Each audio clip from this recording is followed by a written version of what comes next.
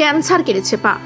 সফল কত্থক নৃত্যশিল্পী হিসেবে সোনাজিতে নজির কত্থক নৃত্যশিল্পী সীতা সুবেদীর গল্প অনেককেই অনুপ্রাণিত করবে।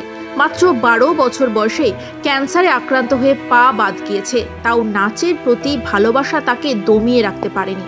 অদম্য ইচ্ছে শক্তিকে সম্বল করে আজও নাচ চালিয়ে যাচ্ছেন তিনি। কত্থক নৃত্যশিল্পী সীতা সুবেদীর গল্প অনেককেই অনুপ্রাণিত করবে।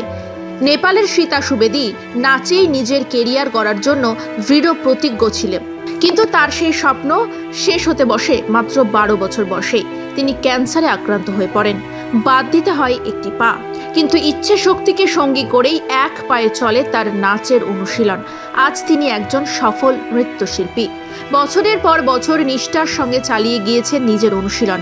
2018 সালে নৃত্য বিষয়ে স্বর্ণপদক পান তিনি একজন দক্ষ নৃত্যশিল্পী হিসেবে সমাজে দৃষ্টান্ত করেছেন, তাও একজন কত্থক নৃত্যশিল্পী হিসেবে।